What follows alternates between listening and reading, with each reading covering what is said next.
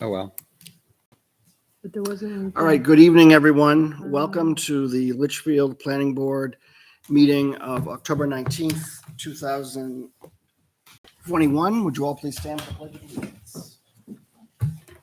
I pledge allegiance to the flag of the United States of America and to the republic for which it stands, one nation, under God, indivisible, with liberty and justice for all. Okay. Roll call of members present. We don't have any alternates, so I'll start with the roll call. Michael Croto, Chair. Kate Stevens, Vice Chair. Kimberly Queenan, Selectmen's Rep. Ron Stevens, member. James Buffetti, member. Curtis Sampson, member. Very good. Good evening. And we have with us this evening Jay Mankara, NRPC. Good evening. And we have Joan, our Administrative Planning Board Assistant. First item is public input on non-agenda items not on the agenda for this evening. Is there any members of the public that want to address any non-agenda items? Okay, hearing none, I will close public input on non-agenda items and we'll go to the order of business tonight. First order of business is interview with alternate member applicant. I have a application form for a Sam Terrell. Is there a Sam Terrell in the gallery? All right. Why don't you come on up to the table, Sam, and introduce yourself to the board. Hi. Yes. Hi, my name is Sam Terrell. Happy to be here and answer any questions you have. I moved to Litchfield just under a year ago. Live on Charles Bancroft Highway, and I'm just happy to be here and I want to get involved. Well, great. Very good. That's great. The planning board actually can use alternates, alternate members. So we're very happy to have you. And can you tell us a little bit about your background and what you do? Yes, so I went to school at UMass Lowell. I studied chemical and nuclear engineering. I worked as a process chemical engineer in Wakefield, Massachusetts, and then I moved to New Hampshire to work with BAE Systems in 2019. I work as a process engineer there, and I've been there. I work there currently. Okay. All right. And so the planning board usually meets on the first and third Tuesday of the month. We're here at 7:00. Our meetings start. You think that's you would be able to commit to? Yes. Yeah. On board? I Okay. saw it's posted as 7 to 9. Does it always? Well, it is. Yeah, right. It's okay either way. Sort of a segue. We'll try to keep it brief. All right. Typically it's usually 7 to 9, but we usually end earlier depending upon given our agendas. So does anybody have any questions for Sam? Sam, what was your last name again? Terrell. Terrell. Yeah. Okay. Terrill. How long have you lived in Litchfield, Sam? So I bought a house here in December last year. Okay, great. Nice. And I lived in Nashua before that. Okay. So I guess my only question is, do you have a sense of what it is that we do? Do you know of anything from your work that would cause conflicts for the? I work in Hudson, so I don't think so. Okay. And as for what you guys do, I have sort of a general idea, but I definitely have a lot to learn. Okay. Good. Have you watched the planning board meetings? I know sometimes they're posted on YouTube. No, I haven't watched any. Okay. I actually was riding my bike past here to go to the Litchfield State Forest. I saw your sign, so I decided to come in. All right. Great. Yeah, I mean, if you get a chance to watch on YouTube, we are on the Litchfield website channel. So Okay, I will. you get an opportunity to do that. On the website also. Yes, Access on the website. that's correct. Right. Great. Do you do any other volunteer work, or is this kind of your first? Yeah, this is volunteer? Yeah, this is my first. Great. Cool. Happy to have you here as an applicant, for sure. Yeah, thank you. Definitely. Okay. We do have an applicant who has an interest. We can certainly, what we do is we would recommend your appointment to the Board of Selectmen for the town. And you would go before, just like you came here tonight, you would go before the Board of Selectmen, and they would essentially interview you, get to know you, and then they would do the appointment process. And once you're appointed as an alternate member, then you'll be contacted by the town clerk, and they'll swear you in. They'll let you know when to come in and do that. And Okay, great. so that's how the process goes. So, I mean, I'll make a go ahead. motion to recommend him to the Board of Selectmen. All right. I have a motion by James to recommend Mr. Sam Terrell to the Board of Selectmen for appointment to the Planning Board as an alternate member. Do I have a second? I'll second. Kate seconds. Do we have any discussion? All those in favor of the recommendation to the Board of Selectmen, please signify by saying aye. Aye. Those opposed, abstained, motion passes. 1, 2, 3, 4, 5. We have full board 6-0-0. Okay, Great. great. you. Well, good luck, and I think you'll be hearing from. You're gonna make the arrangement, I guess, with the Board of Selectmen. Let them know, and they'll Are put them you on the send- agenda. Are you gonna send Troy an email? Sure, I can do that. So I'll send the town administrator an email. Actually, him know. You should give me your, is your email on that paper? It should be, yeah. Yes, Okay, yes, it so- is. So I'll let you know. definitely, and then they'll let you know when their next meeting, when they'll schedule you for the agenda, and then you can come in and meet with them. Okay. So, okay. Excellent. All right. Well, thank you, and good luck. Thank you. We'll see you soon. Thank you. Thanks. Thank you. Okay. There's the next item is actually not, not noticed on the agenda, but I know that we had arranged for Mr. Ralph Bohm, who's one of our state reps. He's from Litchfield. You can come forward, who has an interest in the Nashua Regional Planning Commission. My understanding is being commissioner. Good evening. Yes, for those who don't know me, I'm Ralph Bohm. Resident of Litchfield for 45 years. I've been a selectman, budget committee, school board, recreation commission. Total of 22 years for that, not all at the same time. and this is my 14th year as a state rep from Litchfield. And when I was a selectman, I was heavily involved with the NRPC and the Southeast Regional Commission, because that was when they were doing the airport expansion. And that's something I think we should think about. Do we really belong to the NRPC, or should we really belong to the Southeast Regional Commission? And that's something I was just throwing that out to think about, because I think what happens in Londonderry and Manchester impacts us more than what happens in Nashua and Merrimack and whatnot. But I remember going to all those meetings and that, because that's when they were doing the airport expansion. And I thought, wait a minute, this affects us. And I remember in the NRPC, we were trying to, when I was selectman, trying to arrange a regional cable contracts type thing, rather than every town negotiating with Comcast, for example. It wasn't Comcast then, but yeah, let's do it as a regional and those kind of things. And I've been going to the yearly meetings, and the rep and whatnot. They didn't have one last year, but anyway. But so I've been working with them for over the years. Nothing in the last few years, because nobody's done anything the last few years. But anyway, yeah. So. Great. Well, obviously, Jay Mankara is here. He's the executive director of the Nashua Regional Planning Commission. Obviously, Kim is one of our commissioners. She sits on there. I am an alternate member. And I think our last meeting was in Nashua, right? At City Hall in Nashua. That was fun. Yeah, it was well attended.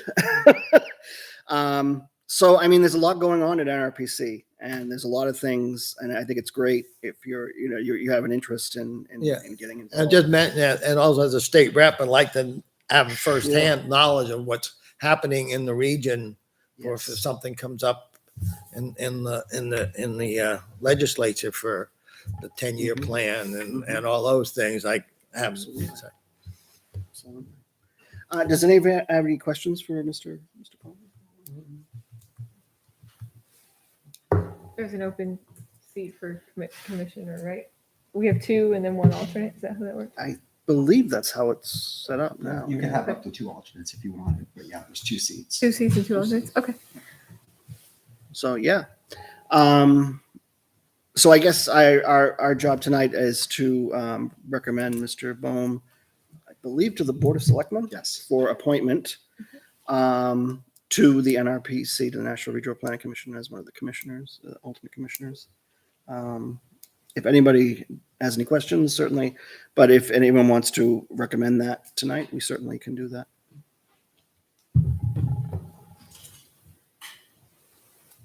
I would, but I don't want it to be a conflict of interest in front of the Board of Selectmen. I'm happy to make the motion too. Okay, James made the motion. Do I have a second? I do. Second by Ron. Do we have discussion? All right, all those in favor of recommending Mr. Representative Bohm to the Board of Selectmen for appointment to the National Regional Planning Commission, please signify by saying aye. Aye. Those opposed? Abstained? Motion passes 6-0-0. Okay, well, Thank you. thank you. Thank I you. have more work to do. Okay. You got through the first phase. Good night. All right, next item on the agenda is the work session for possible zoning changes for 2022. And I'm going to turn it over to Jay, who I think does have some stuff for us this evening. Do. Back up to this. Come back to this.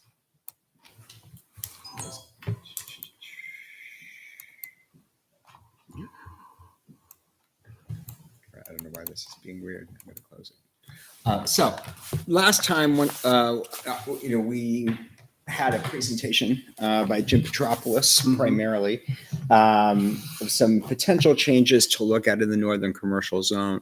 I'll back up, but the last thing that we looked at before we kind of got into that conversation was potential changes to the ordinance to, in most zones, limit or restrict warehousing and distribution, except in the northern commercial, where we would actually allow it under some conditions. So I do have copies of that if we do want to talk about that, but I was going to focus primarily on the northern commercial zone.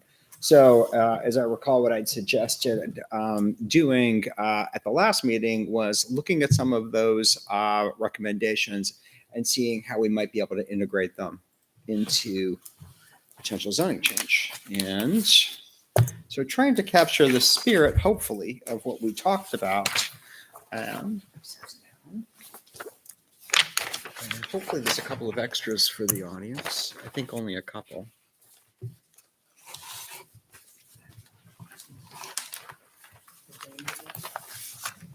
So, Is this technically the workshop? This is the workshop. This is the Are they workshop. participating in the workshop? They certainly can if they would There's some like. extra copies. Or do you? Yeah. There certainly. There should be some extra copies there. Absolutely. I mean, yeah. I don't know if this is confidential. I've got another one if you need. You sure? Do you need one? Yeah, Does he have one? Yep. Okay. I've- He has one? that's the next one. You have one also? Yep. Everybody's got one? Okay. I'll just look at the one. I've got one on the screen. All right, I'll look off of this one. And I'm wondering if I do it so that I am to go both ways. So,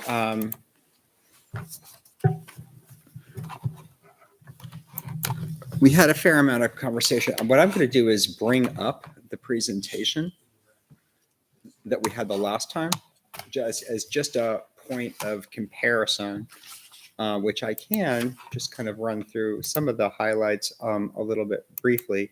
We can refer back to this as much as we want. If there's typos, I'm sorry. But a couple of the key things, here that could have some value are the maps that were included. So if we feel like we want to reference those, happy to do that. Key, or what I was going to focus on, was this list of additional uses to consider. And I'm not necessarily, wedded to any of these. What I tried to do was take some of those that seemed to make sense coming out of our conversation, and then just kind of integrate them into what it would look like in our ordinance. I will just say I did not renumber or letter these. I just kind of stuck them in, so the letters don't flow. I can obviously change that in the future. I kept adding things. It was such a pain to renumber it each time. I just said, I'll wait.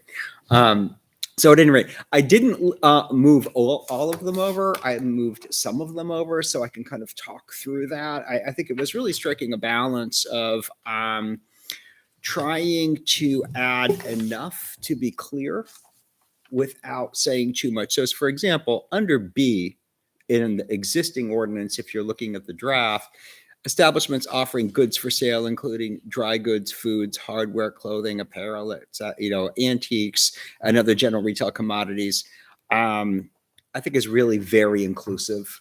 But obviously, somebody reading this didn't think it was sufficiently inclusive to include florists. So that was kind of the balance I tried to strike, not necessarily listing everything, but where I felt it was covered. So one of them, though, I thought that was arguable. The first one that you see in red is convenience stores. That is arguably its own category. Again, I think it probably is covered by B, but I could see someone not sure if it really is. So I did call it out. Breweries, distilleries, and wineries was one that, definitely, if that's something we're interested in, would need to be called out. Again, I think professional offices is a very inclusive term, but obviously some people might read it and would not be sure. So I tried to add enough of these to just be clear what we mean when we say, professional offices. Healthcare, again, there was a suggestion, and I'm not jumping back and forth as I might have, but there was a suggestion that we should add basically satellite medical, urgent, MD. Again, I felt healthcare facilities and services covers that, but if there's any ambiguity, I added including urgent care. Personal and professional services, once again, there's a suggestion last time that we add things like barbershops and hair salons. So kind of, again, is that covered here? Probably, but let's just make it clearer. Let's make it sure everybody understands when we say personal services and offices, the kinds of things that we mean. So barbershops, hair, nail salons, tailors, dry cleaning, etc. Drugstores and pharmacies, that really probably does warrant being called out. I could see there being a question as to whether that's allowed or not. I did add the rest of the language here, though, with or without health. Usually they call those health and beauty, the stuff that you find at CVS or Walgreens. So I added the terms health, beauty, grocery, and other convenience product sales, just so there's no confusion. Again, that's assuming we want that kind of grocery store. That kind of pharmacy. Maybe we don't. Bakeries and confectionery shops with on-site retail sales. I added that. So first of all, the reason why this, I think, does deserve being called out is because I have seen in the past bakeries actually being considered manufacturing. That's certainly not the intent of a bakery that has on-site retail sales. There are commercial bakeries. So that's why I kind of added that caveat. And other confectionery shops would be mainly things like chocolate shops. Again, whether we want them or not, but health, athletic, fitness types of facilities, probably really does need to be called out if we want them, because I don't think that's really implied in the language that we have now. And I tried to be inclusive. I'm sorry, I skipped over contract services and plumbing, heating, electricians, et cetera, those types of businesses. We really don't allow those now. It's not even, I think, implicit. So that would be something new if we feel that those kinds of contractor businesses make sense in this zone. And I think those were Those were the only ones in this section. A couple of the ones, I mean, again, could we add florists or not? I felt that was really implied. On the list that you see from the presentation last time, there was also warehousing and distribution. I didn't add that to this because it's addressed in the other freestanding proposal on warehousing and distribution. I certainly could add it if we thought it was easier to follow that way. But I think if we're going to go forward with that, it might be confusing to have it in both places. So we could pull it from the other freestanding ordinance and put it here if we wanted to, or we could leave it freestanding. I mean, that's just a choice. When I say freestanding, I mean, if you recall, and I do have copies of what we distributed the last time. The way we did it the last time was we basically restricted, just as a reminder, where warehousing and distribution was currently allowed. Which was most of the other commercial zones or commercial industrial zones, we restricted them by size. So basically, we allowed warehousing and distribution to continue if it was 75,000 square feet or under. And then we allowed it up to 150,000 square feet as a conditional use, and we prohibited it above 150,000 square feet. So that's how that was constructed in most of the districts, except for the Northern Commercial District. In the Northern Commercial District, we allowed them where they previously weren't allowed. Again, under 75,000 up to 150. I might be confusing people by saying all that, but if anybody wants copies of that, I can pass that around. Yeah, this is whether we want to be explicit or not. In each section. So that's this one. Yeah, I'm pretty 801B, sure that's what I have right. I don't see northern at all. Northern should be on page 2. Oh, that's Northern Commercial Industrial Service. I think they weren't allowed at all. They weren't allowed at all. Right? We had proposed, or at least discussed, maybe it didn't make it into this draft. I don't think so. It might not have. So what we Okay. had discussed though was allow. I'm surprised I didn't put it in this draft. So I'm sorry about that, but we had discussed allowing it in that very similar way, up to 150,000 as a conditional use. So again, I didn't put it in this draft that you see here, but that was the intent. on 801B, do we have an error today in our ordinance about automotive service? What do you mean?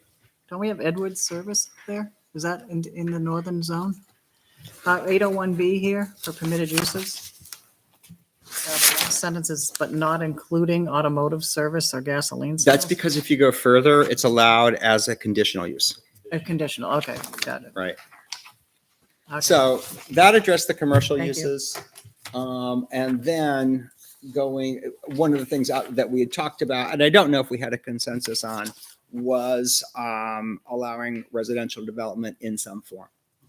And so what I took a stab at was one of the things that kind of came out in some of our conversations was the concept of some sort of mixed use where there's a commercial component and a residential component. I, by the way, didn't add live work. That was up here also.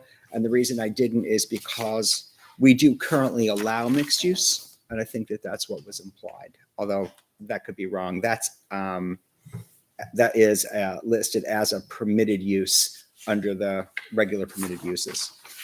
So at any rate, going back to, this would be the last page in your handout. It's E. So what I tried to do is look at what are the conditions under which we may want to allow a mixed use residential development. And so there are a couple of things that jumped out at me, and I'll just walk you through it. And I will say some of this has some similarity to the town of Merrimack's planned unit development PUD ordinance, which is similar. It's mixed use, and it does require a commercial component. So at any rate, basically, I just kind of start off with some language. It's intended to provide opportunities for the development of a wide range of housing types or a wide variety of housing types in a fiscally balanced way based on traditional mixed-use New England village design.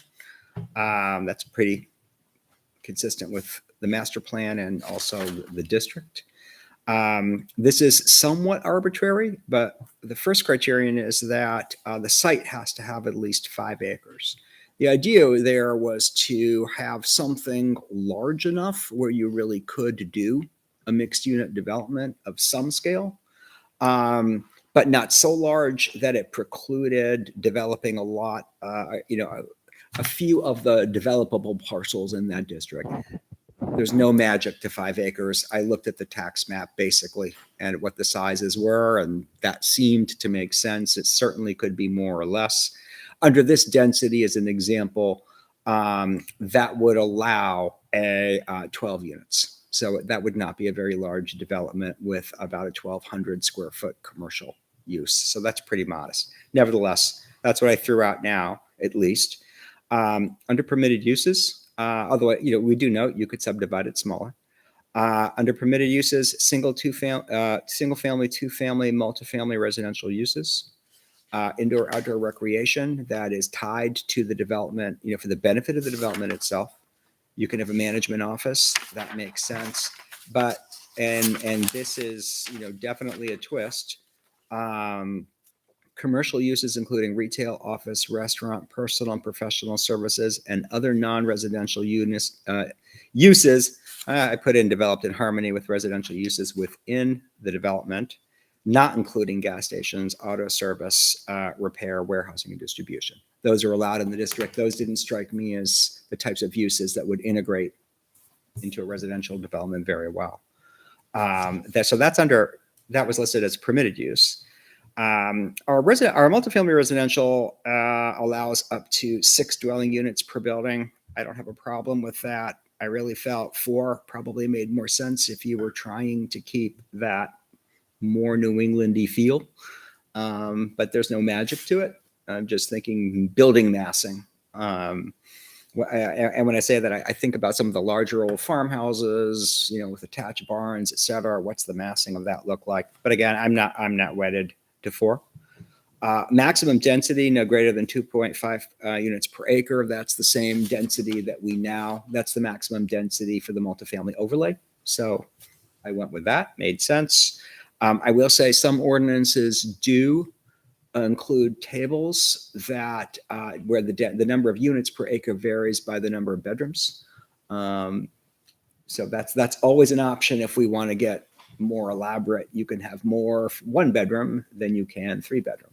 So there's a logic to that, but nevertheless, I didn't get that detailed. And then the next one is pretty key. Not less than 100 square feet of commercial space per residential unit shall be provided. So there's a minimum square footage of commercial that you have to include. That's to ensure, obviously, that it's mixed use and ideally contributed to being revenue positive, which I'll get to. Did put in language about preserving key natural and historic features. Made sense to me. And this is another key, number 7 coming after that a fiscal impact study has to be provided that demonstrates that the development would be, net positive in terms of fiscal impact. And then next, that the planning board does have a role in determining whether the proposed uses, building design, landscaping, et cetera, are compatible. And part of the intent there is really just making sure that the commercial uses that are proposed make sense in the context of that overall development. And then finally, a timing and phasing plan for both the commercial and residential portions of the development. And part of the intent there is to make sure that we don't wind up with the scenario where the residential part gets built and the commercial part never gets built. So you've got a plan saying it'll be revenue positive, but it's never actually implemented. So that was the thinking. I don't know if that really captures the sentiment or that at least some of the board members had when we were talking about this possibility. So throw it out there for discussion. Well, you looked at me. I don't know if you want to. I'm keeping an open mind. As someone who had watched one of our meetings came up to me and said, there was a reason we put houses in the middle and we put businesses there, and I need to tell you about that. And I haven't heard from that person. So I'll invite them to the next meeting, just so we have the history, because I wasn't there 30 years ago, or maybe have them write it down. But again, times have changed, so I'm, again, open mind, but again, I don't know what that was about. I'm just putting it out there. It's like I said, I'm not saying no to this, but I just want to hear what the history was, so. And I agree with that, that we did that Mhm. back in '89. We did that at the time to have both ends of town, commercial and the middle, and but we're still doing that. Oh, I The only agree, thing that we're yeah. The only thing that we're doing here, I believe, is making it so that some of the land in the north and the south end can be used, because right now, it's very difficult to use it for anything that's permitted. Okay. So we're gonna be a bedroom community, and we are, for us to get a lot of commercial, bigger buildings or, a warehouse is pretty tough. I mean, been since '89, we don't have one yet, so, other I than, didn't know it was- other than the, Oh, since 1989. I Since said Route 1989. 89. I'm like, oh. but it's been there since 1989. Yeah, so I'll invite So them we to the got next meeting. the car park place, I can't think of the name of it. Okay, cute. Yeah, we got them. Yeah. And then we haven't nothing's really changed much up at the north end, other than since then, so. This, as far as I'm concerned, this all looks good. The only thing that I would like to see is a 6-unit building. And the reason for that is, when you get down to your square footage, we need workforce housing. And to do that, we need to have a 6-unit building to get the cost down per unit. So for instance, like what we built at Calawa Court, those units, we're renting those units about $300 under the market rating, what they could rent for. And that's what we're renting those for, because we want to keep them full, but we could afford to build them that size, that building, the way we build them, to do that. And we would look at doing something similar in this, at the north end, if that is approved, to build that type of unit. Again, and being able to keep it a 2-bedroom. So if we keep them at 2 bedrooms, in Calawa Court, we've had between 6 and 11 kids in those 42 units. Maximum 11, the minimum has been 6. That goes up and down because people buy a house, they end up with they get married, they live in there for a little bit, they have a child, then they have a second child, then they buy a house. And we've had probably, out of the 42 units, we have about 4 a year that move out and buy a house. That's all we've had for turnovers in the years that we haven't been there, but 3 years. So we've had about 12 to 15 turnovers.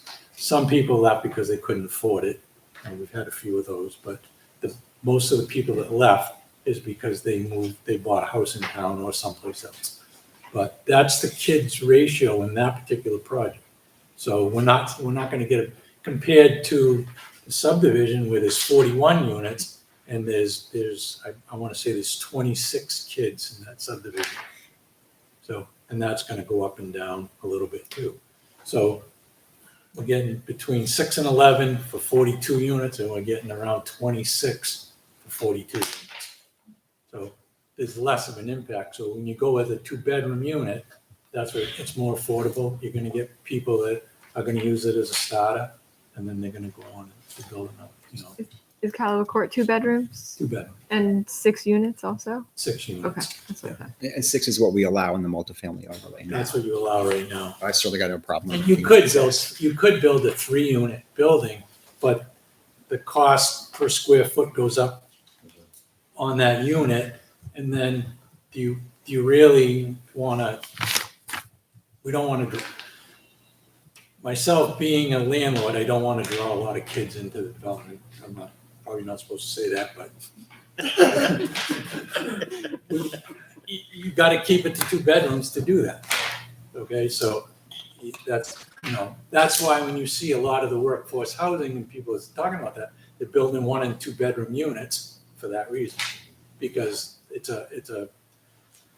just a better situation. So, That is, yeah, you're right. That is what is needed to allow that access to Litchfield. so it gets it down to, if you can build a 6-unit building, is more cost effective per square foot than a 4-unit building. Because indirectly you have less wall, less outside walls and less windows and things like that. It gets more efficient. Jay, can I ask, so number 5 in that section, the last section, not less than 100 square feet of commercial space per residential unit shall be provided. Mhm. What's the reason for that? To ensure that it's mixed use, so that there's actually a commercial component. Is that's good.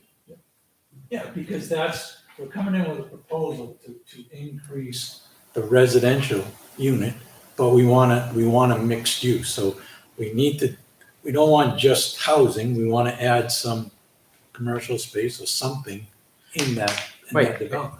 And I get that. I was just wondering about about a minimum requirement of commercial space. I mean, it may be that there's some commercial space, but it may tend to be more residential than commercial. I mean, this would establish a minimum requirement. Yeah, it would. Um, It's pretty small. Yeah, it's 10 by 10. yeah, but it's 100 square feet of commercial space per residential unit. Right. That means in the aggregate we're talking about, or I mean, when we look at the whole project. Yes, the whole project. Okay, That's not a problem. no. From your I think point of view. I think that's what you want. We want mixed use, so whoever's going to develop it, you need to have some commercial in there to help offset the 6 kids.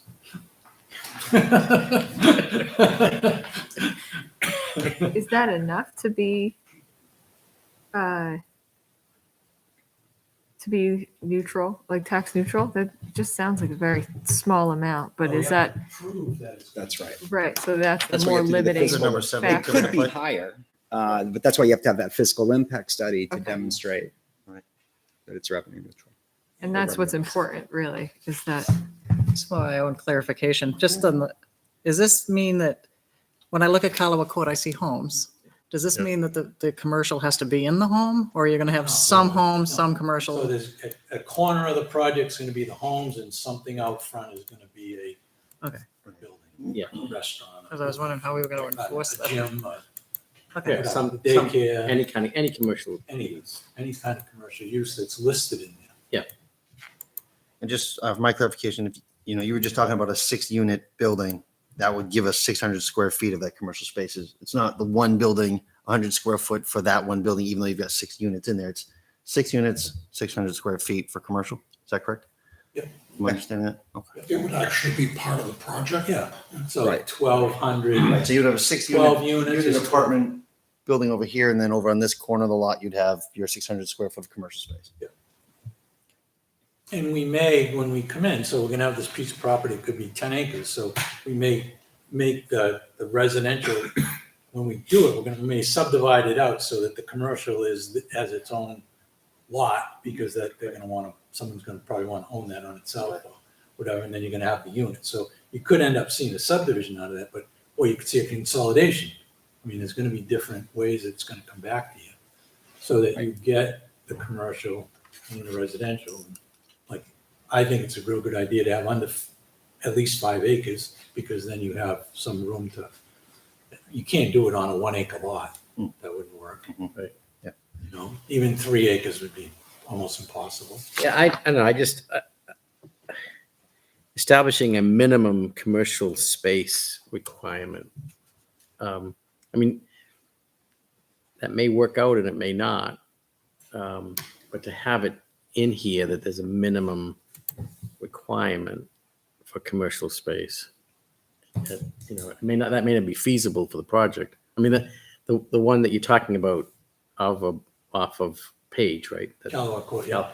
That's just strictly residential. And that was strictly residential because when you look at the neighborhood, it's Yeah. all residential. Right. No, I So when we're looking at the northern commercial, yeah. it's different because it's not all residential.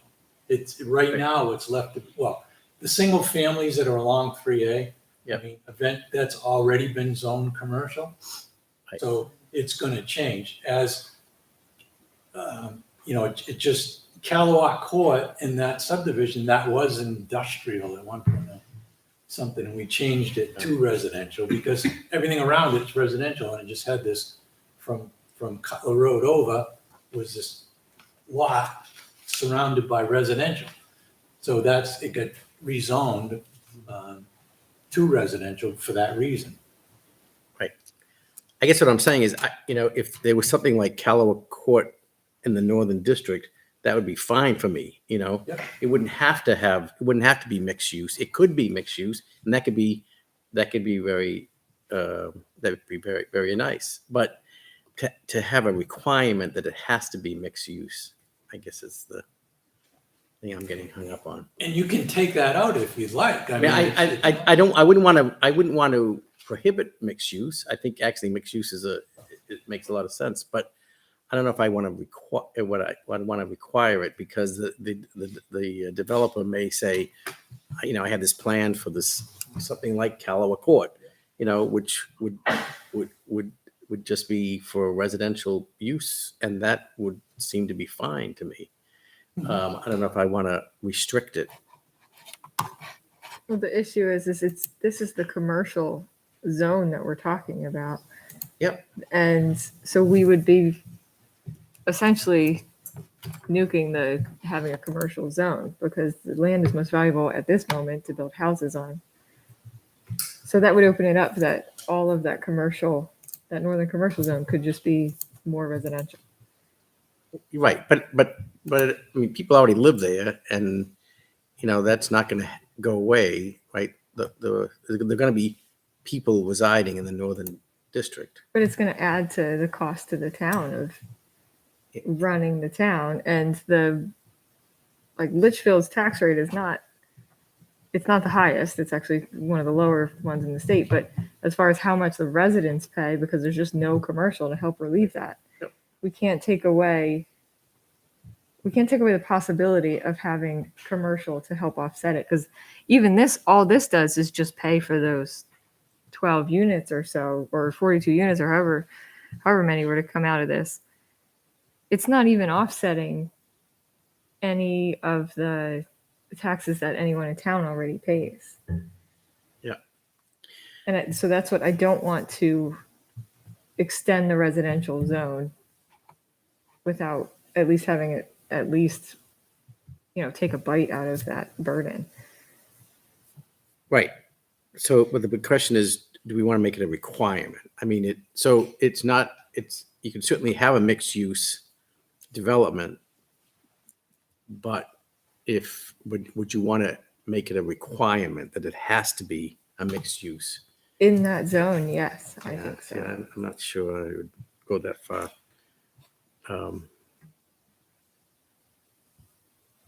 Because otherwise it's just residential.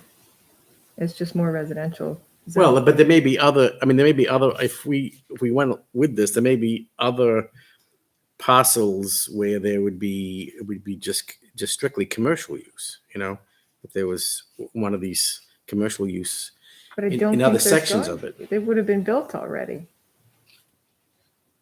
Right, but it seems to me if people are living around there, if you're gonna have, is it a restaurant or a bakery? You're gonna have, or I'm not crazy about a drugstore, but if people are there, they're living there, and there's this development similar to Callaway Court where there were younger families living there, then there'd be more need for small businesses to begin to pop up in that area, in other parts of that business district.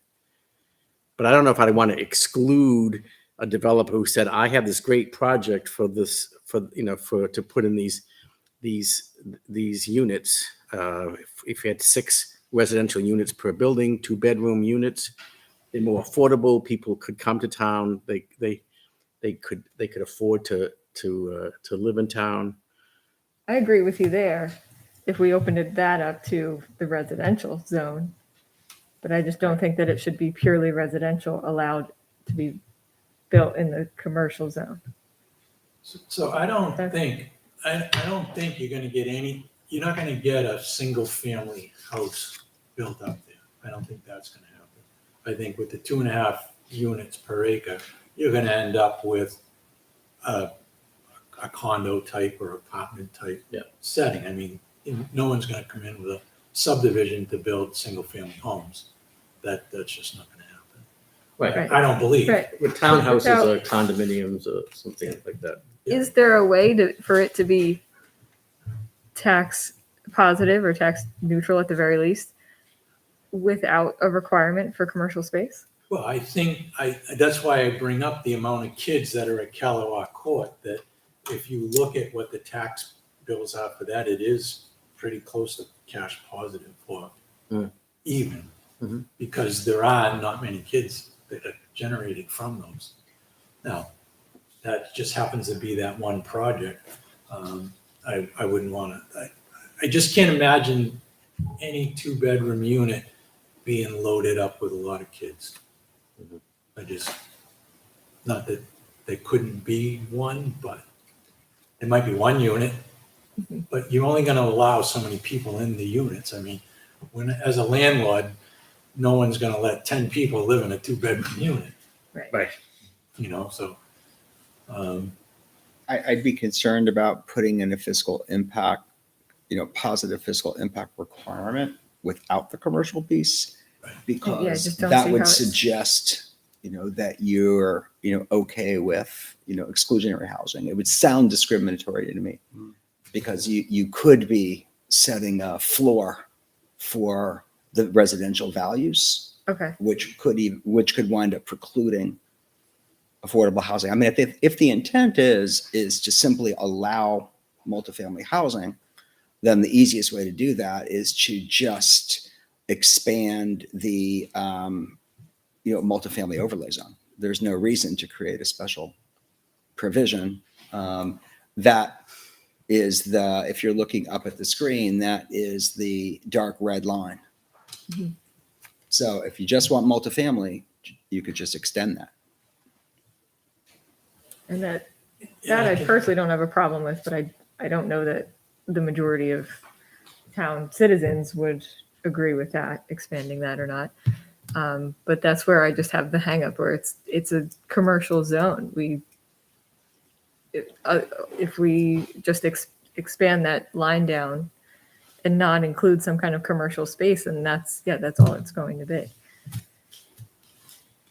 We need some other revenue, and we obviously in town. It's just not there.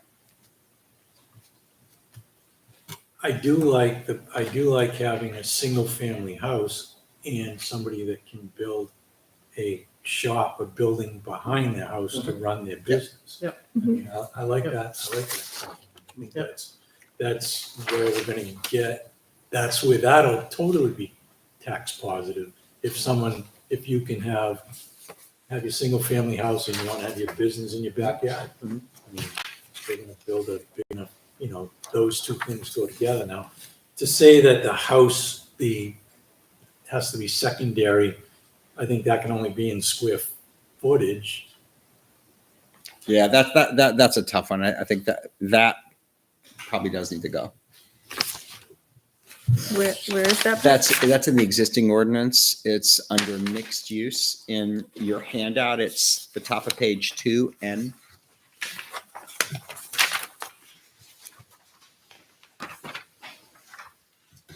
I mean, there's a guy that can have a machine shop. There's just a whole bunch of things, that you can do with that will allow people to do that. But the thing is, I mean, it's how long has this been in here?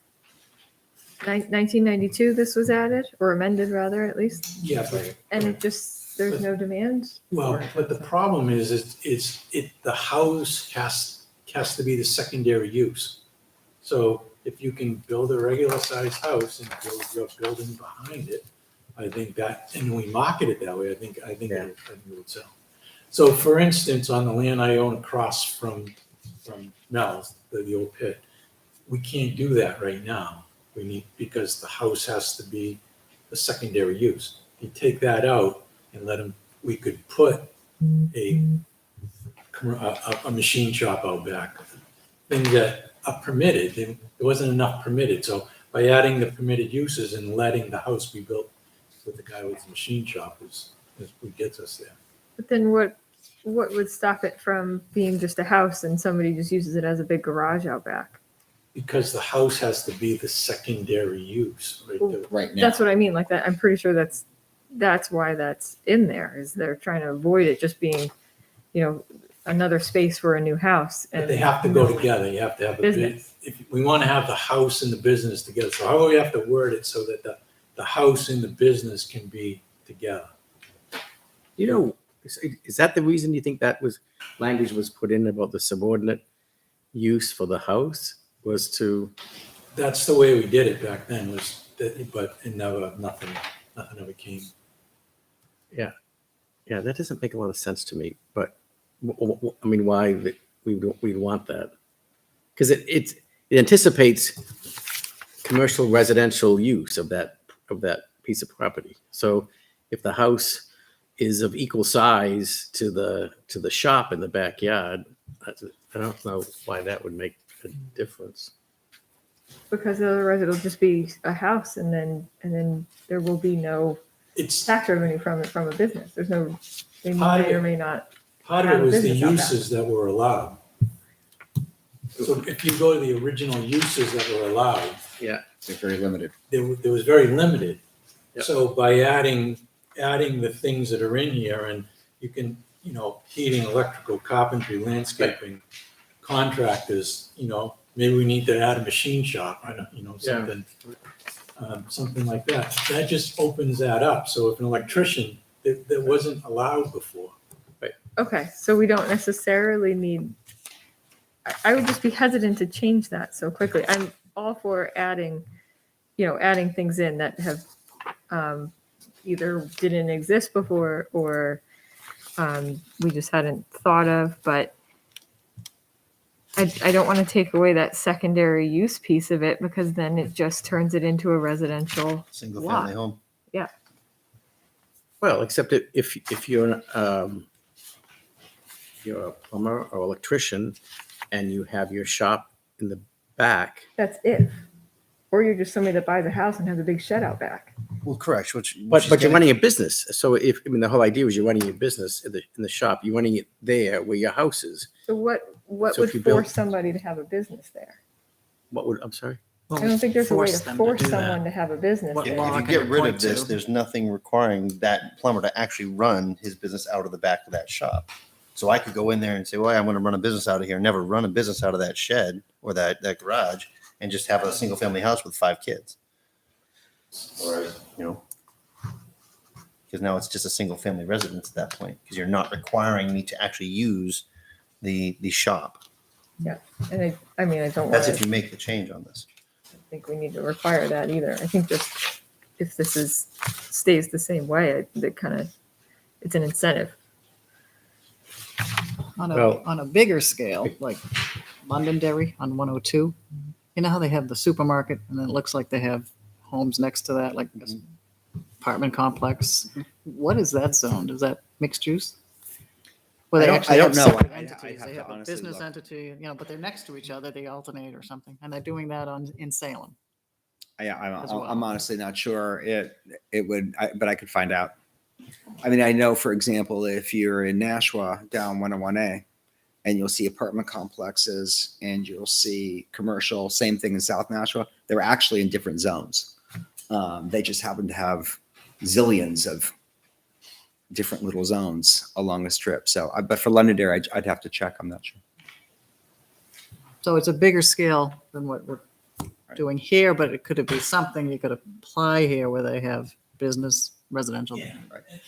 I mean, the northern commercial district is really pretty limited on what land is left available.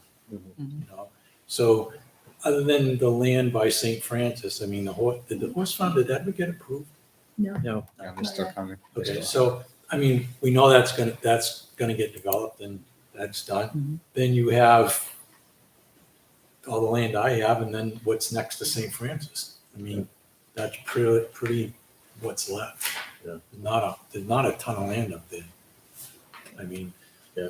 with the industrial part's gonna be there, I mean, that operation is gonna be there for a long, long time.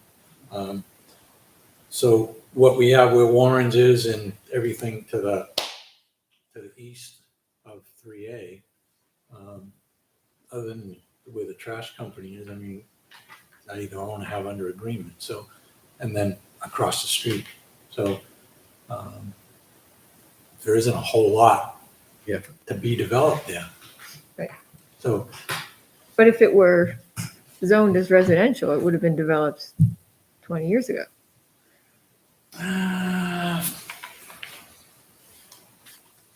single, maybe. I don't know. I mean, a lot of the houses that are there, maybe by St. Francis, maybe out behind there. I don't think anything, I wouldn't have, been single-family homes. I think it has to be more of a rental unit for me, for what we have and what I have going on up there. I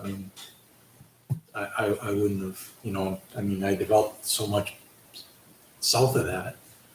When you get in Sawmill and all that stuff, that's when we broke that all up, was for that. So I don't think it would have. I don't think it would have got developed single family. It might have gone multifamily. Right. If we allowed that, yeah. Multifamily. What's that? So it might have, if we had extended the multifamily zone, good chance more of it would have gone multifamily. It would have gone multi. Right. I think Which- that. Yeah, and I am all for multifamily, but it's, just the town needs commercial property. We can't just give the rest of the commercial property, just let it go by the wayside.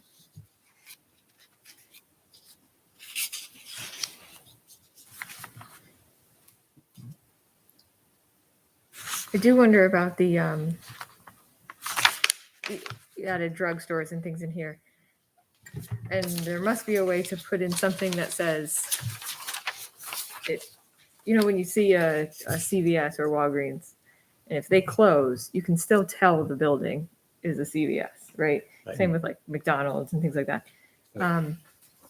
There must be a way that we can put something in here that we don't want branded looking buildings, like if an urgent care is built, Aesthetic visualization so that it's not based like, off of here's convenient MD, plop another one right here. Right. square brick store. Right. We actually have a pretty good, we do have pretty good design guidelines in our site plan regs. Okay. We could put more language here, but site plan regs, I think, would definitely limit that, so long as we Okay. can grant waivers. Okay. Yeah, All right. so that's why in your regulations, you have to come in with a rendering of what you want to build. And if you Right. don't like it, by your regulations, you can say, I don't like it. I want this to look something a little different, or whatever. I don't like the color. I think you do have some say in it. And I believe you do in your regulations right now. Okay. That's I why- guess I'm just, Again, when we did Should we do it again? Cal, we came in with a rendering, this is what it's gonna look like. That's why you always hear me say, where's the rendering, get the rendering, get the rendering. For that reason, so you can see what it looks like. I guess I just always, it always feels like we try not to act as a homeowners association either. Right. We do want to give people the leeway with their property. Well, I understand that, but again, I think like what they built in South Hudson, I don't think we want apartments to look like that. I mean, they look like old chicken coops. That's being kind.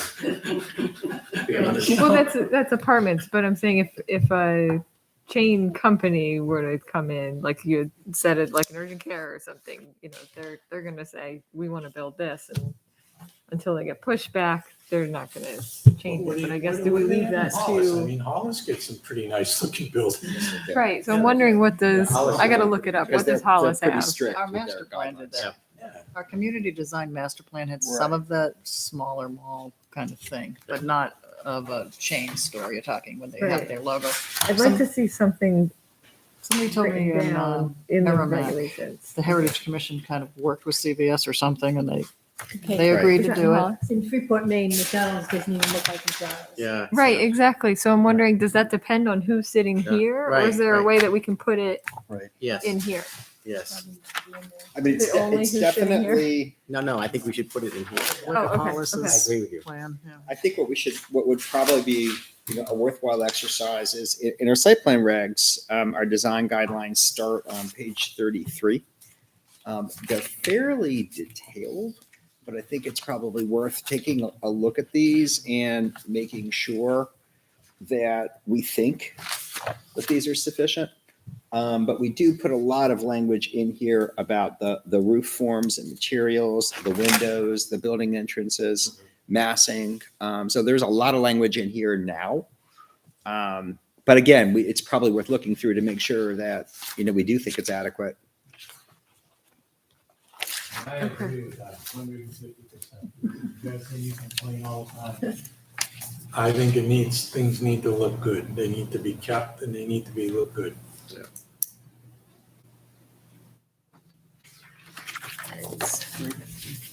And these, we would also need a warrant article to change, is that right? We would need to what? For the Sure. site plan regulations? Site plan Or is that regulations, the by- board can change Board can change? themselves after a public hearing. It doesn't go to the town Okay. meeting. Obviously, the zoning goes to town meeting. I'll look up what Hollis, if Hollis has anything written down, I'm sure they do. and where did you say in Maine? Freeport. Freeport? Yeah. And see if there's a And I blurb we think, can put in. I want to say Massachusetts. Harvard and Concord, There's a I couple think it towns might in be Concord. Massachusetts. Harvard, Mass, I think has some pretty Oh, for sure. strong restrictions sure. too on how they build their Yeah. buildings. You go through there, you don't even know Westford. that you're driving past a McDonald's. It looks just like a normal house. And in some of those cases, those are also in historic districts. Yeah. So there's an additional layer of review. All right. And some have separate architectural review boards in Mass. Yeah, that's very big now. Yeah. In Massachusetts, the architectural review board is sort of now the sort of where people are going to, determine where to, how to make it better or whatever.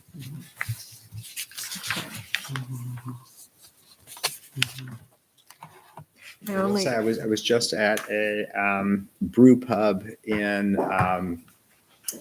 Burlington and in Vermont, and it took somebody pointing out to me that we were actually in a McDonald's.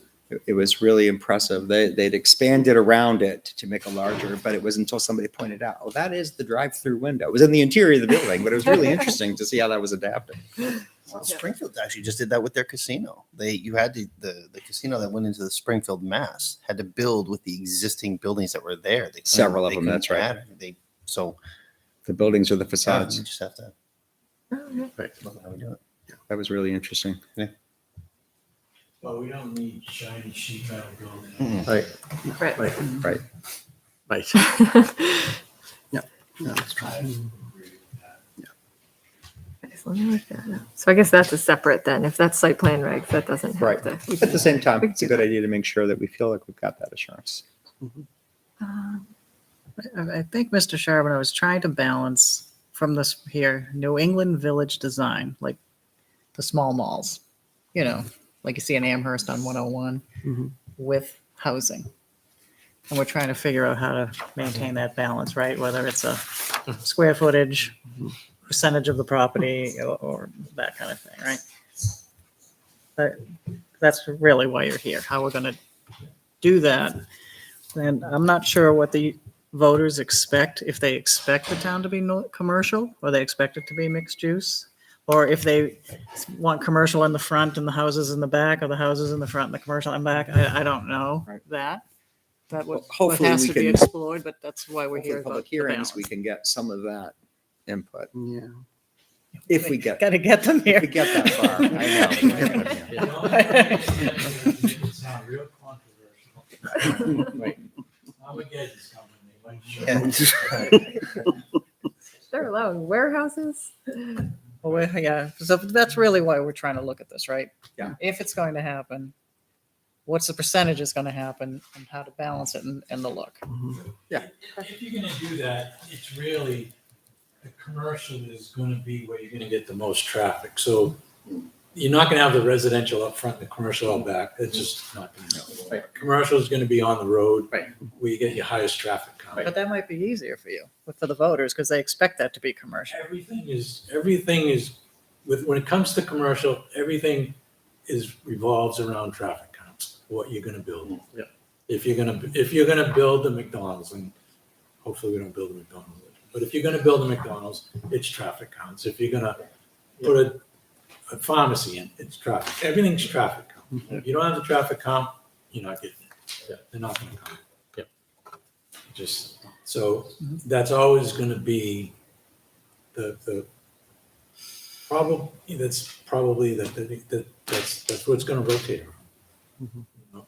And so both sides of Albuquerque, when you turn in Albuquerque, the lots that are right there, those two lots are probably are gonna have the best traffic counts. And if anybody wants to build something, that's where they're gonna be, on those corners, because they wanna be on a corner and they want to get all the traffic. And then the footprint of the commercial buildings is probably going to be pretty modest. I don't think you're not going to see giant buildings. Well, one, we don't allow too large at all. Yeah. But I think it'll be more small scale. I was wondering about that. If we're opening this up into things, do we need to put any size limits on anything? Well, Like if we're- it's Professional offices. it probably should be, the wording could be improved, but in the right up top, the paragraph under permitted uses, we say large regional shopping type uses such as department stores exceeding a footprint of 20,000 square feet are not permitted. Yeah. That probably needs better wording, but I think the intent was that you don't have anything larger than 20,000. So that's a limit, if that's the right limit. Was that including like healthcare facilities? That's professional probably why we want to offices? improve that, because if our intent is that, then we should probably be clearer. Instead of using the term department stores, Yeah. we could just limit any, no use basically below. Yes. That's not artfully said, but none of these uses could exceed 20,000. Does anybody know how big a typical Planet Fitness or typical gym is? I've never been in a gym in my life, so I don't know. I wrote that down. It says Planet Fitness. I wrote Planet Fitness. I was going to ask It that. depends. I mean, they go I didn't into put all Dunkin' sorts of places. They have standalone, and then they'll be Right. part of a, the Yeah. the one Stratum. They took over an old Shaw's and at the end of a Shaw supermarket. So it sort of depends on where they can find space. I don't think it's Online, it says they're typically 20,000 square feet. Okay. That's exactly where I was going.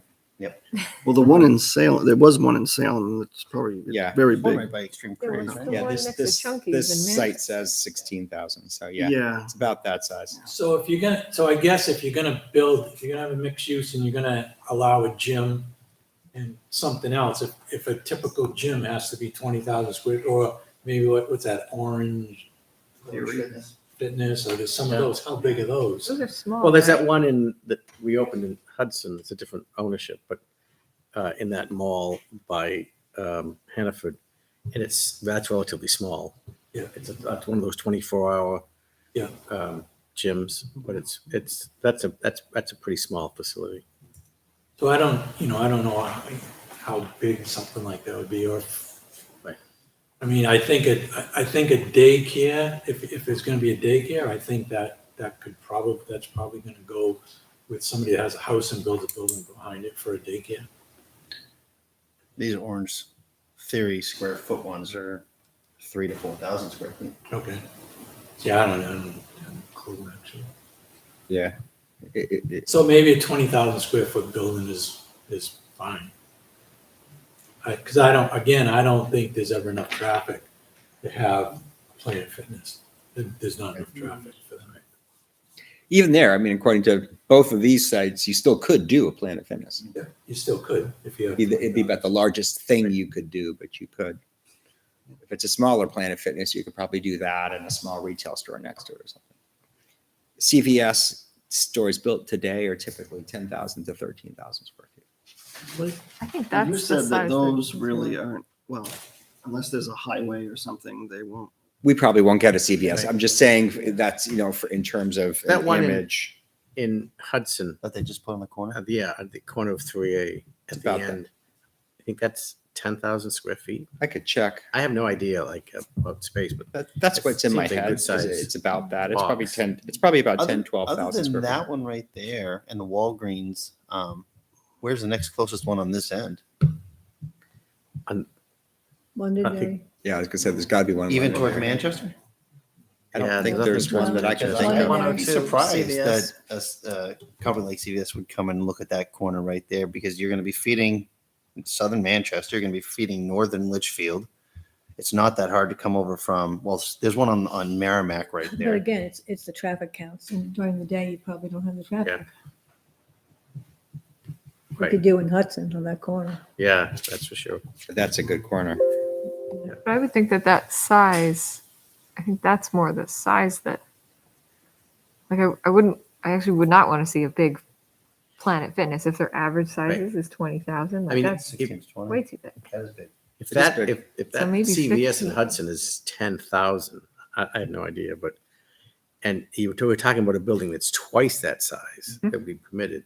That seems That is really big. out of place That is big. on in 3A. Mhm. Just really out Somebody of said place. Chunkies. I agree with you there. Urgent care is surprisingly small. They average Is that right? 3,700. That new one they built in Londonderry, right by the Market Basket. It's I only wonder how big that is. 3,700. It's a So fairly that's the average urgent care. That one could be that's larger. a fairly That's about the same size that CVS you're just talking Yeah. about. probably. Yeah, is it convenient, MD? Yeah, yeah. Yeah, those tend to be a little larger from what I've seen. Yeah. I mean, certainly we could mull over size of an individual. Right. There's individual building, there's individual use. You can have a small shopping center Right. with multiple smaller uses. Mhm.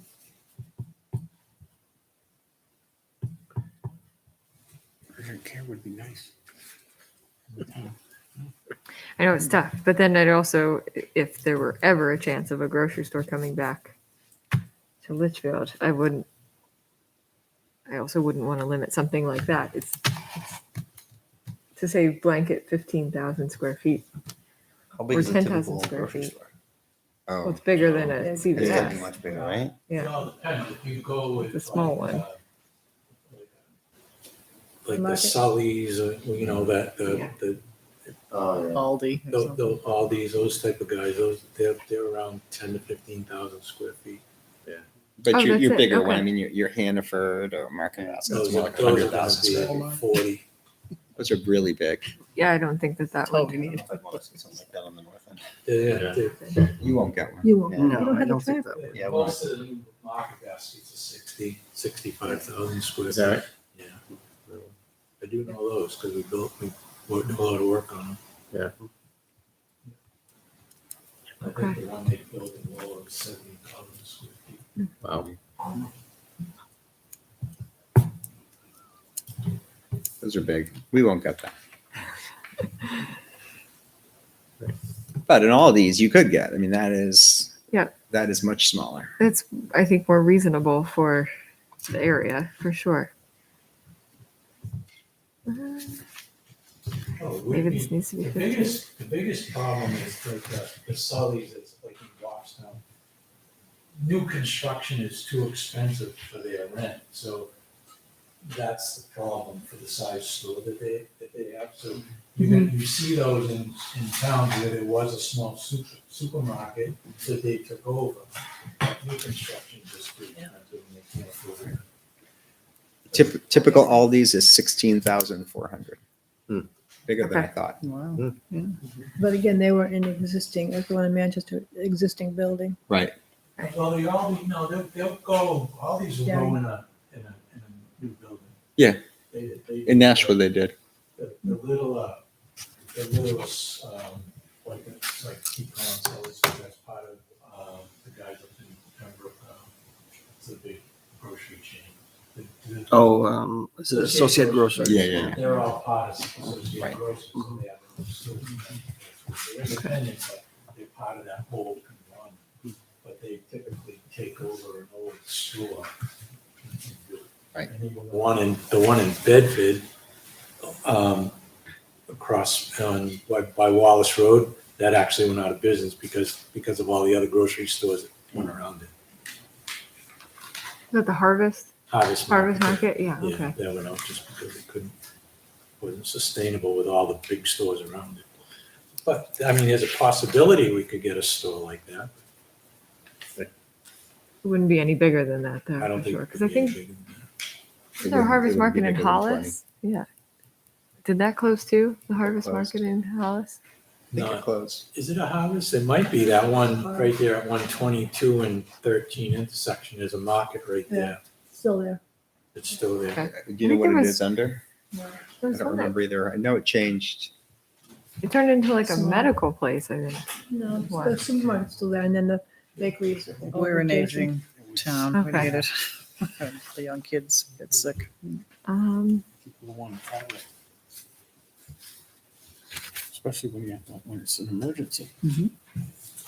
So I would think that 20,000 Okay. square feet is probably a starting point anyway. I mean, if you go much smaller, again, it depends on the lot. So there's not a lot of lots to go out there. And so you need something like that. I guess the question is, do you want that as being part of the commercial of the town? And, you know, I mean, do you want an Aldi's? Do you want that? Or are you picturing something that might be, you know, more of a professional office space or something like that? You know what I mean? That might look. Think of both. Yeah. But again, it comes down to what the building looks like, you know, depending on how it looks. Like you said, the last place you went to, the McDonald's, didn't even know it was McDonald's until somebody had mentioned it to you. So you could bring in all these in or something like that. And if you have the structure built so it just kind of fits in with the scenery, you know, it really comes down to what we Well, want to have. that's what I was thinking was, yeah, something closer to 15 is more what fits in. But maybe we leave it at 20 and then it's split into 2 units or something. I don't know. I don't know that we need to worry about it right now either. Well, how about if you did something, you can have up to 20,000 square feet, but it has to be in separate building. You have to break, it can't be all in one Oh, building. 10 here, 5, 10. Or up and down. On one side of closer to the river or something. Yeah. That's different units. Maybe it might be a good idea to take a look at the Hollis. Yeah. You know, the design, all that stuff, and other towns that may have. Yep. You know, and see what their regulations look like. I think that's right. And also take a look at ours and And sort just of- imagine, Yeah. you know, if you look at our site plan regs, our design guidelines, and then you look at that, you know, CVS in Hudson, could they really do that here under our regs? Yep. You know, Yep. yes or no. And Yep. so that's something to think about. Just in terms of timing, we're still in a pretty good place. We've got time for, you know, 2 more unless obviously we can schedule more workshops. Assuming we do once a month, we've got time for 2 more workshops before we have to vote to put something to the first public hearing. So sometime. Yeah, I think it would give us an opportunity to review that and see what that looks like, and then kind of compare. Jay, do you have any idea what square footage an urgent care facility would be? Yeah, I just looked at it. It was surprisingly small. 3,700 was what they averaged. But again, that's average everything. So some of them are, I would imagine, are larger than that. In fact, I'll look up some specific ones while we're at it.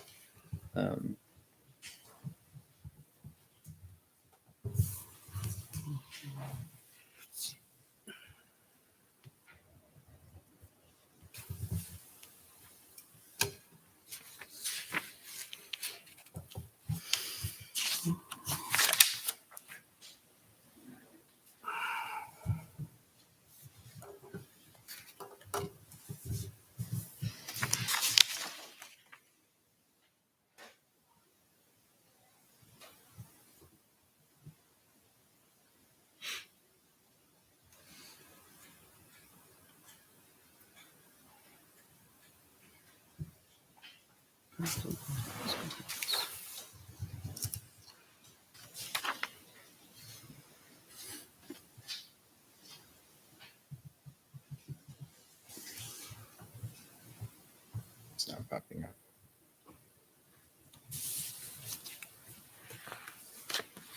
It's also probably, I'm sure we all have, but it's also probably worth just kind of driving up there too and just taking a look and seeing what you can imagine.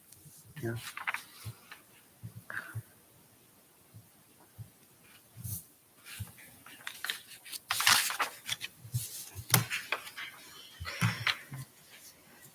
So are we looking at this as like 3 warrant articles, or is it too soon to tell?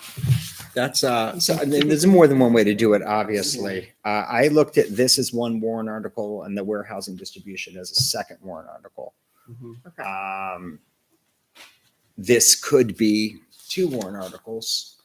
One just listing the additional commercial uses and one allowing for the residential option. Could be a separate warrant article.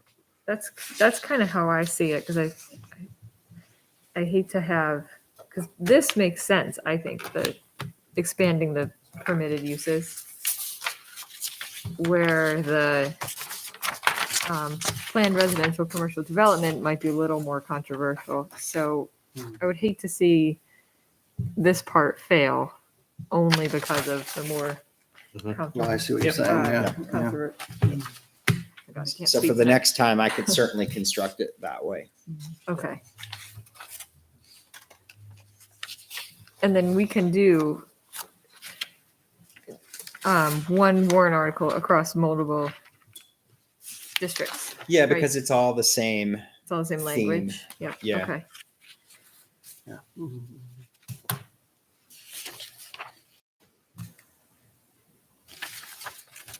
Wasn't there another one that we tabled like over the summer?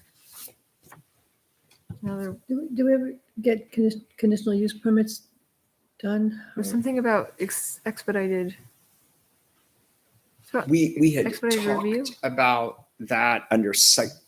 That was under site Site was plan the- regulations. yeah. Okay. So we did, that is a good point. We did have some site plan regulations that we were looking to do, and then we kind of Yeah. put those aside. Because I think we wanted to focus on. Because we want to focus on the zoning because that's more timely, but those are things that we should address. And the Okay. the conditional use form was another one. Form, yeah. Yeah. That's what it I was. remember that. I just don't want to forget anything if we started it. Yeah, no, I Right, mean, yeah. we did. That was, And then Joan, you had something about the impact fees, That was, we talked about that in the escrow. And that's, the escrow, so we don't need to do anything. Okay. but the Wilson Farm application most recently was a good example of why having that expedited review for farm buildings would be helpful. We do allow it now. It just, as we mentioned before, we still require them to do everything that they would have to do otherwise. So That's right. Okay. we can put that on a future agenda too. Okay.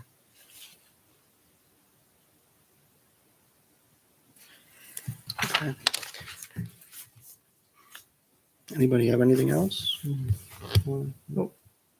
So what are we gonna do for E? Are we just gonna do our own research on it and come back, look at other Well, towns? that I do think that? I would like to see what, like, Hollis and some other towns. Oh, yeah, that's what I mean, do our We'll own research. to and do come the back. research. Yeah, and I'll, you know, I mean, obviously everybody can do their own research, and I'll try to pull together some regs also. Some of them I have, so it'd be pretty easy for me to.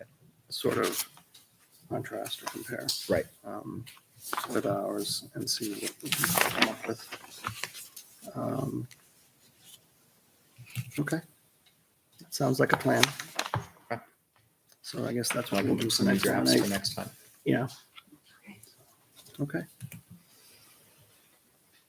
And I think we'll be able to do that for the second meeting in November. November. Yeah, it's getting there. Yeah, it is. Yes. Knew this was going to happen. Yeah. Even Amherst would be, there's not much there because they have their center, but it's all like with commons and all that. You compare there, and you do have a small grocery store there, but that's what Well, except on 101A. yeah. They got Walmart. Essentially Nashua, isn't it? Really nothing. They also have an elected planning board. Yeah, be careful. True. It just happened, yeah. Just What- Just yeah. happened. Hudson. It was a part of an anti-development wave. Hudson too. Is it Hudson? They're going to elect. They went to an elect. So much They're traffic. going. Yeah, they did. Yeah. Really, Hollis is probably the only one. that I think you to get some architecture to look like. Similar scale. I think that's probably true. Yeah. I think that's probably right.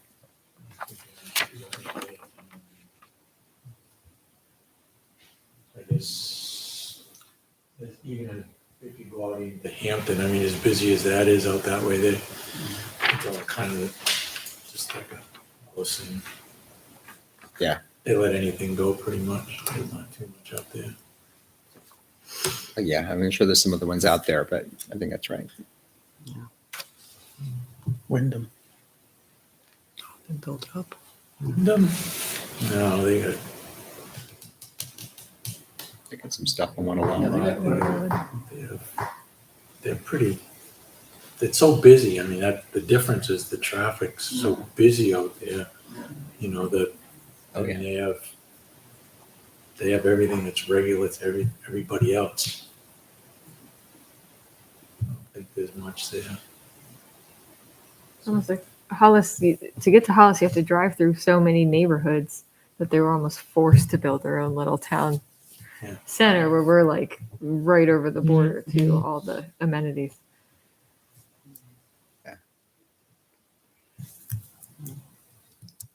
You've also got a lot of critics in Hollis. What? There's a lot of Very critics. opinionated. Yeah. A lot they're- of what? Critics. In Hollis itself? Oh, yeah. Yeah. I mean, if you have a meeting on something going on in the center, you're going to see a lot of people in the room. There's going to be a lot of interest in anything that's proposed. So when I say that, that's what I mean. I mean, and then people are going to have real opinions. You know, they're going to talk about design. They're going to talk about, you know, landscaping and whatever. What about Brookline? Brookline. That's There's next to very Hollis. little in Brookline. I'd have to think about that. I'm sure I know there's other towns out there. They're just not coming to mind, but I mean, there definitely are, you know, that have that kind of.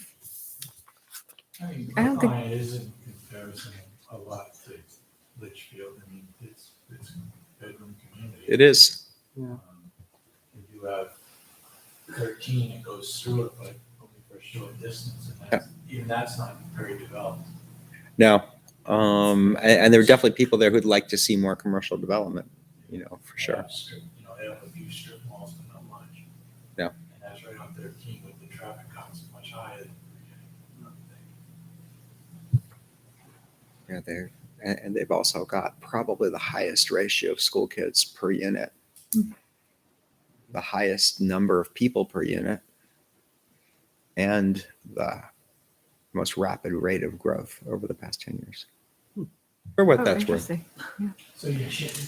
It's expensive. Are you changing the building size, the northern and the southern district, or just the northern district? Southern just leaving it, doing nothing with that right now. Well, I think. I don't know that we're changing anything yet. I just Yeah, was trying to right now, all understand we proposed what is, size was, northern, but the right. northern already says 20,000's the max. It's just the language is ambiguous, so. And so right now, you're not touching the southern building size. Besides warehouses. Well, that's Right. where the warehouse. Just warehousing. That was the warehousing. That's where it's proposal to limit the size of warehouses. North and south. Depending on where you are, I think. We Right. said Right southern now, was- warehousing isn't permitted in the northern. Okay. We are looking to do that, but we're looking to limit the size of, it's right here. This is southern. Southern and Southern Commercial. Southern commercial had.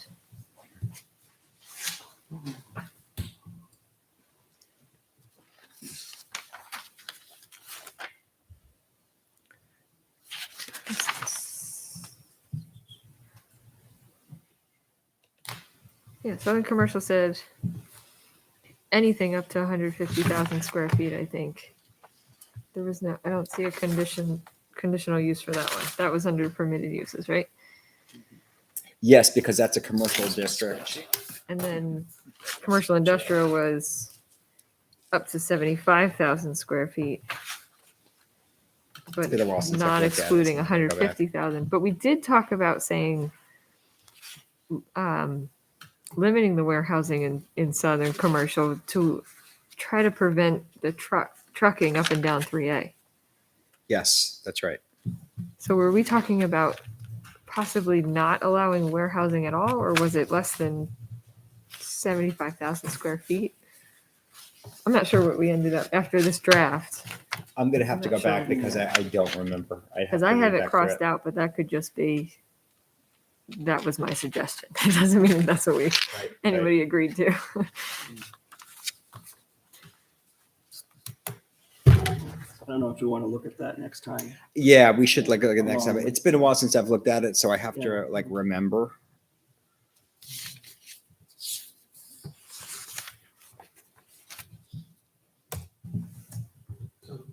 So when you have it highlighted, so the conditional uses, you could have up to 150,000 Yes, in the southern district. yeah, that's what we had. And Yeah, I then think there's, I think Southern there is commercial. something, and commercial industrial said up to 75,000 square feet is permitted. Warehouse fulfillment distributed greater than 75,000 square feet, but not to exceed 150. right, I think that That's was the the conditional intent in this use. district as well. What happens if you wanted to build a 50,000 square foot? It would be permitted. It just wouldn't need a conditional use permit. Right. And what's the requirement for the conditional use? It's, if you're in the, which district are you looking at? Southern, it doesn't matter. Southern Commercial Industrial. So E, if you go to the last page. Yeah. And then you should see E highlighted.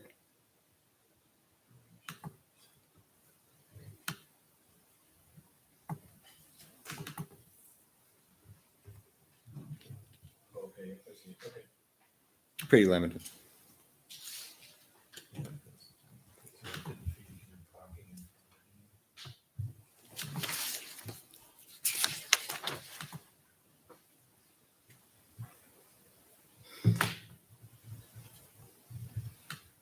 I mean, the biggest problem with the southern district is there's no good access. Right. Right. And I'm going to have to go back and take a look at that again, maybe look at some of my other drafts, because I think the intent in the Southern Commercial District is under Q. Warehousing of goods would be only allowed as an accessory use. That was the intent. That's for just the southern That's commercial. that's for the Southwestern Commercial District. Oh, southwestern, sorry, commercial.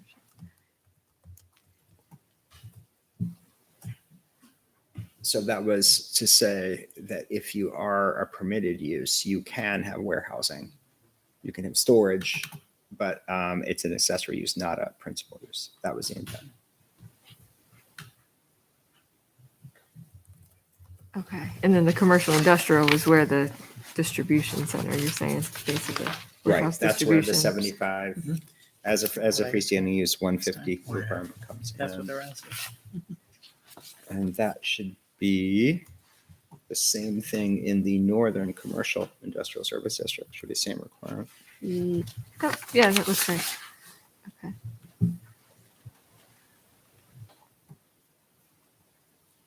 But I'll go through my drafts and just make sure these are the most recent, because I do remember drafting something for the northern commercial and I'm not seeing it in here. Okay.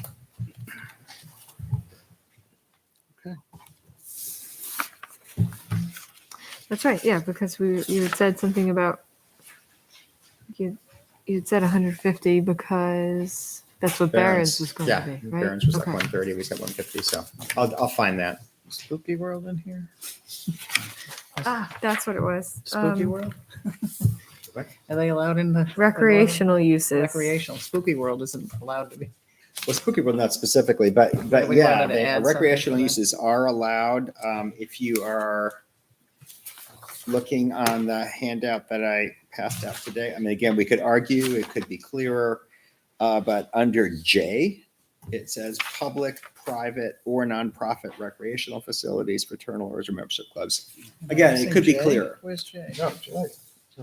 Oh, it's not a new one. There's a couple of J's. No, that's, Okay. that's existing. Oh, two J's. Okay, now I see it. All right. All right. I mean, again, it could be clearer. So if we want to be more explicit, we certainly could be. All this. How about outdoor concerts? Is that maybe?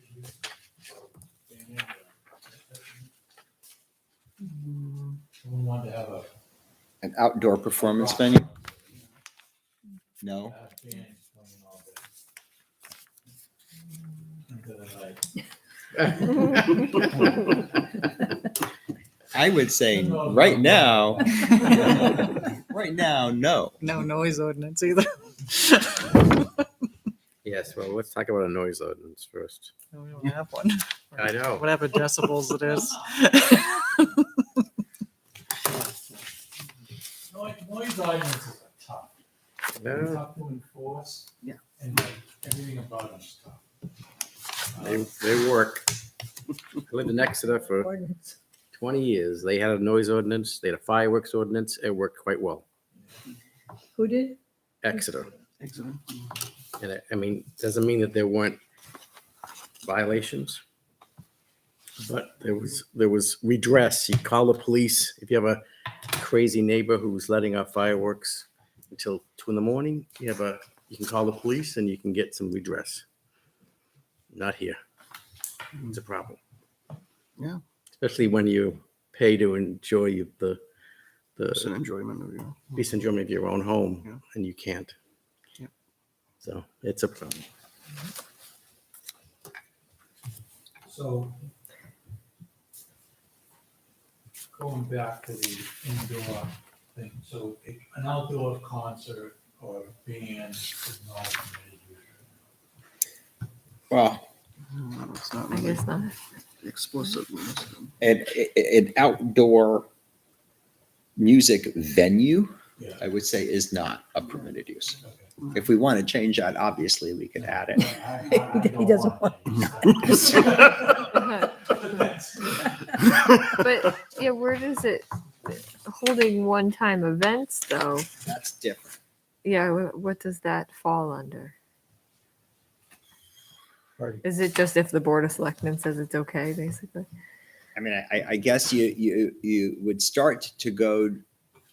I guess you'd have to look at it in context. So, as an example, if a church wanted to do an outdoor program and there was music, you would probably look at it in that context and say that's part of their function as a church. It's certainly not uncommon. It's a special event, sure. So you could look at it that way. Same thing as if a church was doing a flea market in their parking lot. You'd probably look at that as a special event. It's tied to their ministry. It's raising funds for whatever. But I think that's how you'd have to look at it, is you'd have to think about it in the context of the principal use and whether or not it's really incidental, accessory, is it customary? You'd ask all those kinds of questions. Because I don't think we're looking to have like Meadowbrook, Right. I'm saying. But I would say, somebody who is leasing a field, to put up a for-profit music event that's clearly not related to growing corn, would be something very different. They That's were- at And least when how you I say- would look at they it. were When talking you about say an event you, ordinance. Is it planning board? Is it board? Wouldn't it be board of selectmen? Well, it wouldn't be planning board unless they came to the planning board for an application. Then we'd Right. have to have a conversation around whether it was a permitted use. But if somebody's just doing it, then it's really the board of selectmen as the enforcement. They were looking at an Our event body. ordinance, and I looked at some, and they were 100 pages long. I mean, if you're going to have a parade, all these events. So that, they were wondering, should we even look at an event ordinance? You can. They put their One of the lengthy to reasons fill why out, they yeah. got 100 pages long. Oh, is yeah, all the because sign offs, you have to get it, You got to do the sign offs and there's all that and there's public safety, but also it's that once you allow something like that, you can't discriminate on the basis of who the organization is, who the individuals are, who the entity is. You've got to be careful around the purpose. And so that's really why you want to start just making sure that you've thought through, what the possibilities are. Because there are possibilities. Because there's people who are, doing it for the Historic Society, and then there's people who might, Yeah, or parades or anything in town. yeah. So And you have They don't have the to be 100 police sign pages, off. but There's lots of sign offs. there's lots of It's mostly sign-offs. safety, yeah. a lot of course, safety, liability. You got to get all the departments involved. They've got to have adequate insurance. A lot of stuff.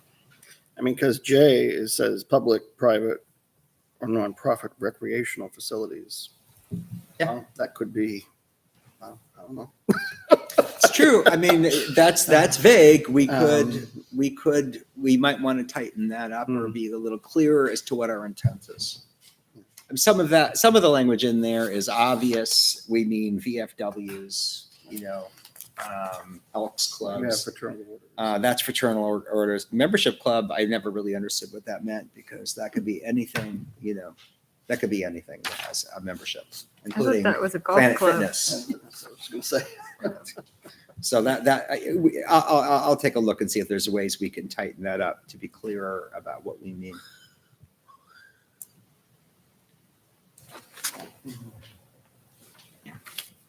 There is something in here about noise at your property line, and I have to find it. I know it's in here. I mean, we did Did have have that an issue. issue with that a couple of Here, years ago. here it with, is. 75 decibels. All noise, section 403, general provisions. All noise except that generated by normal human or vehicular activity shall be muffled so as not to be objectionable due to intermittence, beat frequency, or shrillness. At property lines, noise level shall not exceed 75 decibels. So I'm just gonna guess it's not enforced. We can certainly Tell look. that to the Litchfield Police Department. Right. Call and complain at 1 a.m. They That- say we that's don't what I have a think it's noise just- ordinance. Talk to the select board. Yeah. You talk to the select board, before you get on. Oh, that's Right. in part Thank because you. they, zoning is different than Right. town ordinance. So the building inspector could go and enforce Yeah. that.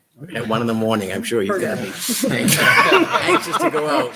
Give me his number, I'll Write call up some him. other charges while you're there. Write some tickets while he's there. No way are you promoting that.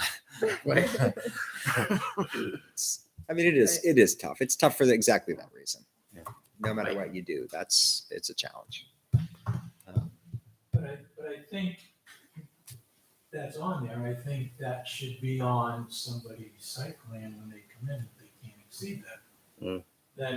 Then you do have something when you go to the police or whatever as a citizen. Hey, look, here's a site plan. This is what it says. That's a fair point. You know? So when someone does that. Yeah.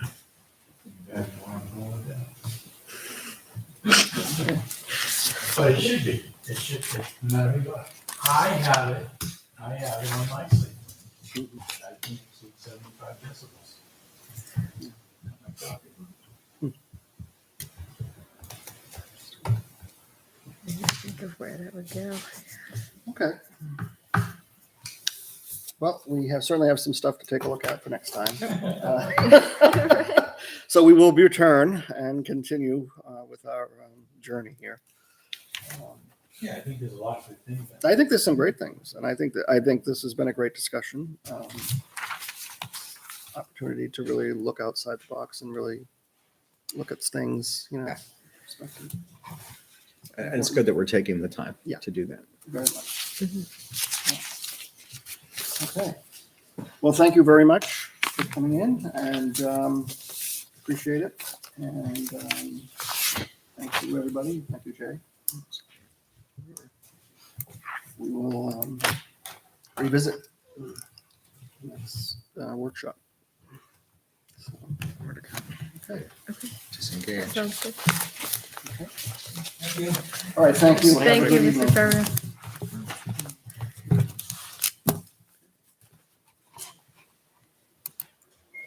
Feel free to stay. Yeah, no, We're still going. We're not done. Well, we're We're wrapping getting up, there. but a couple more procedural. This is where Running that out of here. This is the real fun stuff. That was in the motion here. Number 7 to 9. Well, Yeah. Let's go. This was an easy night. This was an easy night tonight, right? We can knock this guy out and join you. Oh, sorry. Yeah. Sorry. Okay. Committee reports. Any reports from any committees? Kim? I don't have any reports, but I will say next Board of Selectmen meeting will be on Monday, October 25th at 6:30 p.m. here. Okay. And the next NRPC quarterly commissioner meeting will be Wednesday, December 15th at 7 p.m. And I'm not sure if if it's at the City Town Hall in Nashua or NRPC yet. So Okay. We wait. don't know yet. We We'll don't. decide that. December 15th, did you say? That'll be December 15th at 7 p.m. Okay, thanks. Conservation Commission, I believe, meets the first week in November. November 4th, November 4th. Thank you. 6:30. Yes, 6:30. Fire station? Fire- Got it. There you go. Okay. Let's see. Lower Merrimack Local River Advisory Committee, I believe, is going to be meeting October 28th, 7 p.m. And I think that's at Nashua City Hall, I believe. Other than that, I have nothing to report. Oh, the CIP committee will be meeting on November 1st again. So we will have a meeting then. And that's it. I don't know if this is an opportunity. If you want to talk about the budget or Sure. Well, I town, know you're with the budget committee. the voting for the budget, for the town side of the budget is on Thursday. Okay. And then if that goes late, it'll be continued to the 28th. There were some questions about how much we have allotted for NRPC, because I believe we haven't reached even halfway through the budget that we have for this year. We're not We're a quite bit over halfway. We're a halfway, little bit yeah. but we're further than halfway through the year. So they were questioning whether we need that much allotted, and whether or not we should reduce that amount. No motions were made to be reduced, but I wouldn't be surprised if that We've was only paid through August. that September that bill was my just- question. Are we behind Yeah, on payments? September somehow? bill hasn't been paid yet. Okay. So, yeah, we're behind. So it's just But we probably won't fully draw it down, okay. realistically. So that might be something where they skim a little bit off. Yeah. I'm gonna abstain from that Okay. vote, I think. You're still doing the conservation master plan. You still have Mhm. big items to do, right? Oh, yeah. And the We do. CIP. Yeah. We do. We're And very, you're- And you're our planner. That's the constant price there, right? right, yeah. Yeah. No, they're even without any new warrant articles, we're right at the tax cap already, just with standard increases of fuel and things like that. So we are going to be looking at every little piece that can be taken out. So, I'll tell them that I wasn't positive on it, so I tried to tell them that last week, but I wasn't 100% sure. But I will go back with them and tell them that we're not paid up as far as we should be. Okay. And then Joan, actually, if you can just tell me where it can be, in the next day or two, if you can just tell me where we are at, because the budget line right now isn't showing it all the way paid. So how much have we actually spent? Yeah, that's right on the bill. And especially if I heard the CIP is looking at impact fees, I guess, Yeah, that was starting something that. they- So I can see that taking more, more of your time for sure. Very good.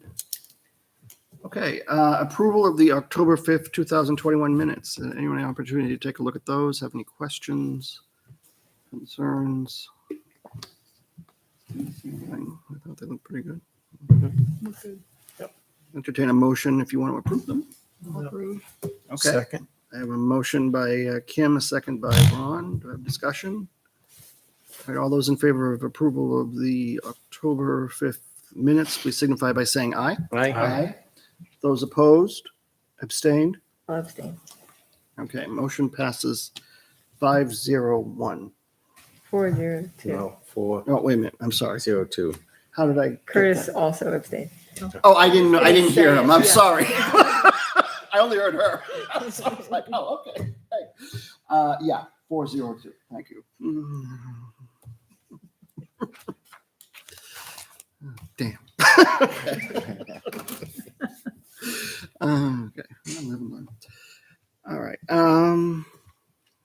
happened to the minutes here? Any other business this evening? Jay, do you have anything? I do not. I do. Joan, do you do? Yes. I have 3 escrow accounts I'd like to close under other business. One is for Eugene Berg. There's less than $5 in the account. The other is for mini storage that Continental Paving has had from, I think, 2005. I'd like to return that.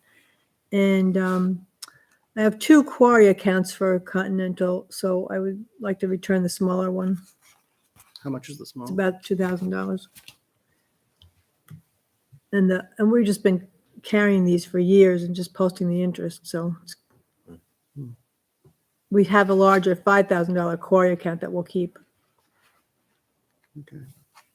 So there's a mini storage is at 4,000. The quarry, it's called Quarry Project, Continental Paving. Nobody knows what it's for. It's about 2,000. And then Eugene Berg is $3.89.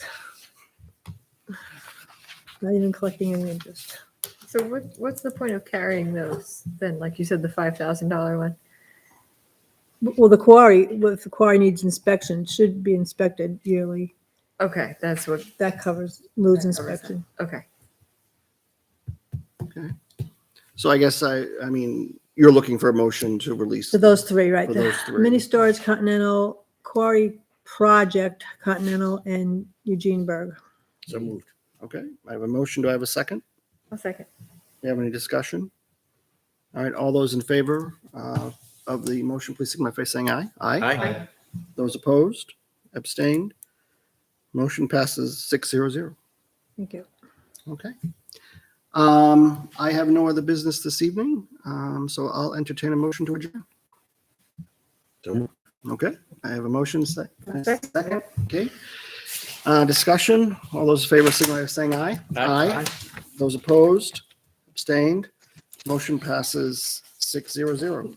Thank you for joining us this evening, and we will see you next time.